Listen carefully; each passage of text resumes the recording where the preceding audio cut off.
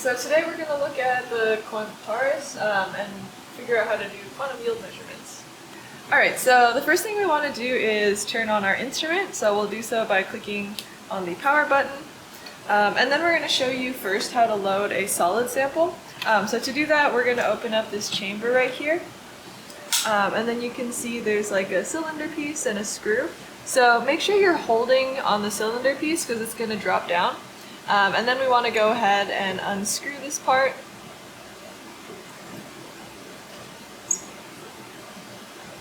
And then once it lets go, we're going to gently bring this down.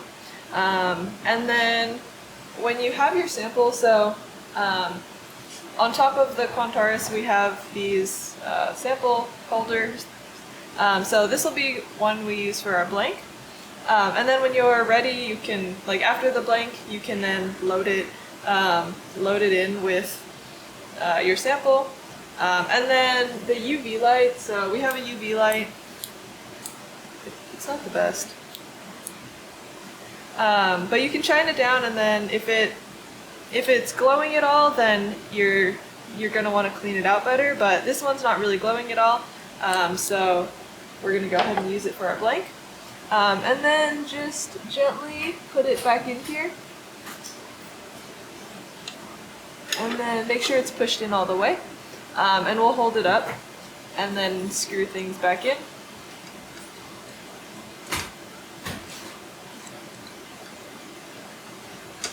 Alright, and then it's good to go. So we can go ahead and close this. And now we'll show you how to prep a liquid sample. Alright, so to load a liquid sample, we're going to remove this top part. There's a lock right here, so we're just going to spin this, and then we can lift up and remove it. And now these two will come apart, so just be holding it carefully while you do this step. And then this is the argon line, so we can just set this to the side for now. And then this is sort of just our sample holder area, so we can put our cuvette there to load our sample. So in here we've got our cuvette. So you can go ahead and load this with your liquid sample. And then inside of this you can see there's like a square bottom, so just make sure you line it up and then put it in there. And then we can do the rest of the sample prep. So with these two, you'll notice that one of these has a ridge here, and then this one does not. So this one can go on the side with two little bumps, and then we'll line it up with the larger ridge, just like so. And then this one will then go on the other side, so we'll put him in like so. And then now we're going to hold it shut and put in the lock. So we'll do this, and then we'll lock it in place. And now we can just pull out this top piece, and then it's good to insert into the sample.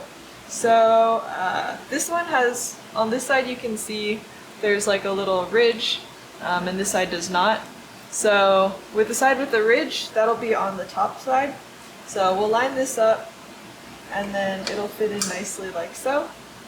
And then we can go ahead and cover it so no light hits our sample while we do our measurement.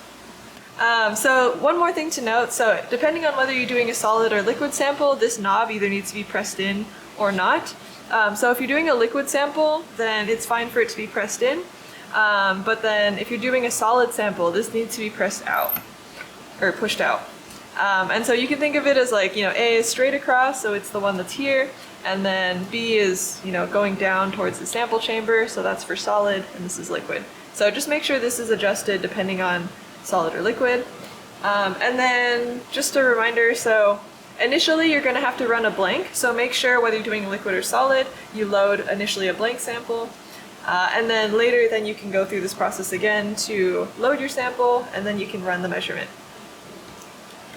Okay, so to run a sample, we're going to open up QY version 4.6. So we'll double click that, it'll have this prompt, and then you just hit OK, and it'll open up the program. So this program is really nice. It just has lots of prompts for you. So if you want to do either a single scan or like a multi-excitation scan, you can go ahead and click which one you'd like. We'll hit single. And then it lets you set the excitation wavelength, so you can modify this number, select something, make sure to hit apply, and then we'll go ahead and hit OK. And then it'll ask if you want to measure PL quantum yield. We're going to say yes.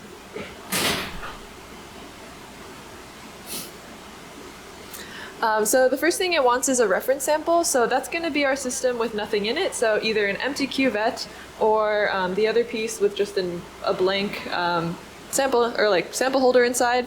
And then we'll hit OK.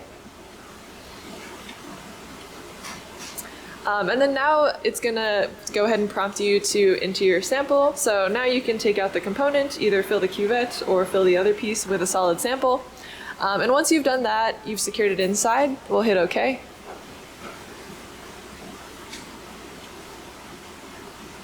And then if you have another sample you want to run, you can hit OK, and then this will just kind of ask as many as you'd like. If you only wanted that one sample though, you can go ahead and click cancel. And then it'll just prompt you to remove your sample so you don't leave it inside our instrument.